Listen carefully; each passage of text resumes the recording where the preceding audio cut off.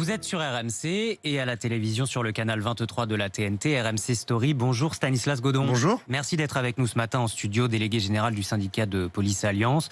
Ce pass sanitaire, en vigueur dès aujourd'hui dans les lieux de culture et de loisirs de plus de 50 personnes, c'est vous qui allez être chargé de contrôler les contrôles. Exactement.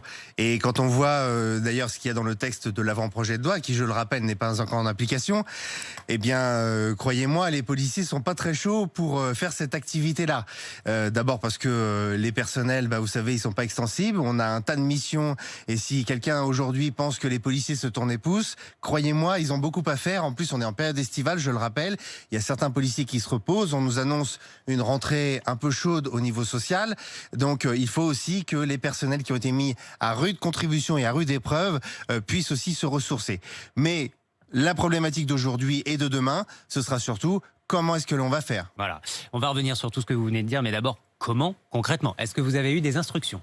Alors d'abord, pas d'instruction. Nous avons tout juste mis en charge, ou plutôt en application, l'application en fait Tous Anti-Covid Vérif, qui vient d'être mise sur les outils numériques de la police nationale, qui, je le rappelle, ne sont pas généralisés. Donc en fait, sur l'ensemble du territoire, tous les policiers ne sont pas équipés de tablettes Néo ou de smartphones professionnels. Donc il va y avoir une disparité aussi dans les contrôles qui vont s'effectuer sur le territoire. Ça veut dire que certains policiers vont devoir agir avec leur téléphone personnel, comme celui que vous avez à côté de vous? Absolument pas, puisque ça c'est totalement proscrit, puisque les policiers ne peuvent pas utiliser leur smartphone personnel à des fins professionnelles. Ça a été le cas, rappelez-vous, pendant les 100 km à vol d'oiseau. Vous vous rappelez, pendant le déconfinement, Eh bien on nous demandait de contrôler la distance, mais sans avoir les outils numériques. Donc ça, c'est vrai que c'était un non-sens.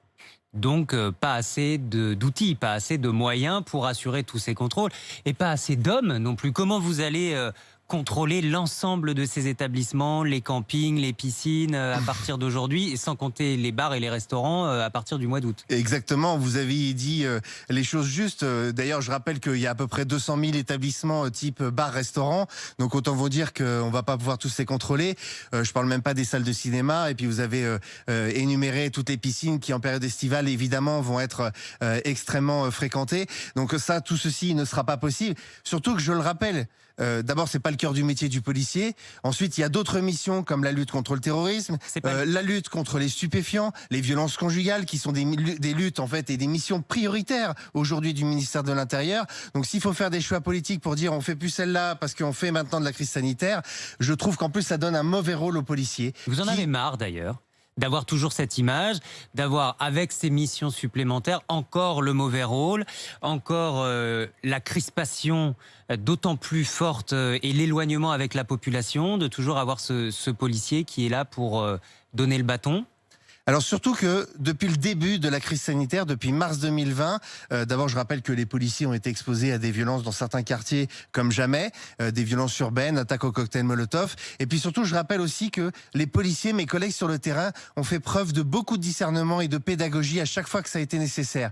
Donc il faudrait pas maintenant qu'on enclenche une autre dynamique qui en fait renverse, je dirais justement, ce dont vous parlez, la relation police-population qui, je le rappelle, est plutôt bonne, même très bonne, contrairement à ce que peuvent dire certains. Vous avez vu de nouvelles manifestations aujourd'hui prévues, des gilets jaunes à Toulouse. Je crois que le préfet interdit le rassemblement.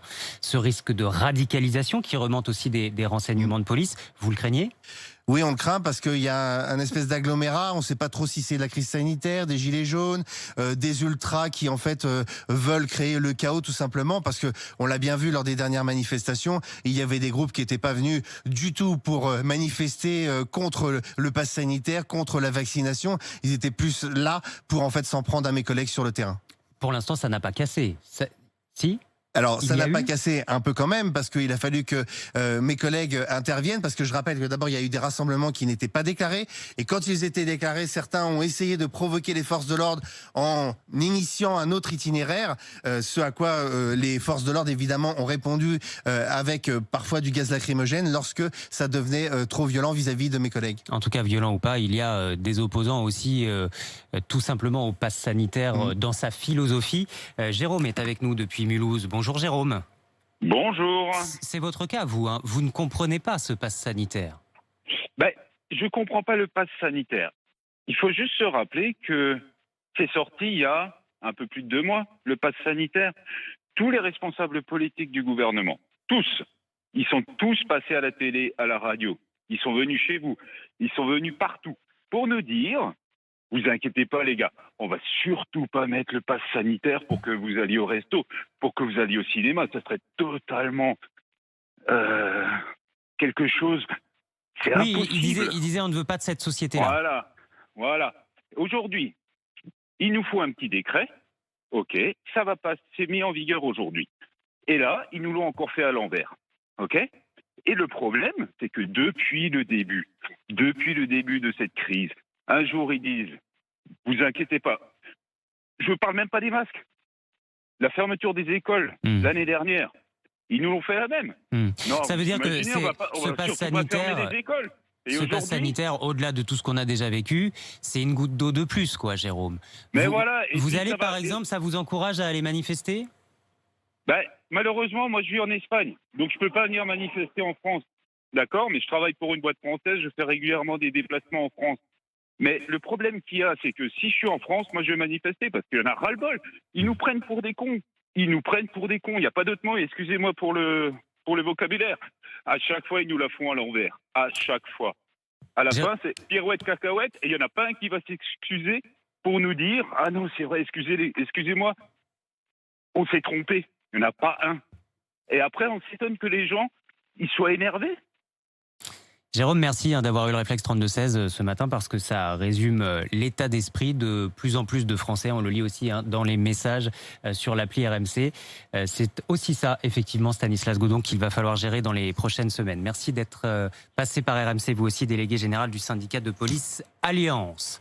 Vous êtes sur RMC et RMC Story. RMC, Apolline Matin.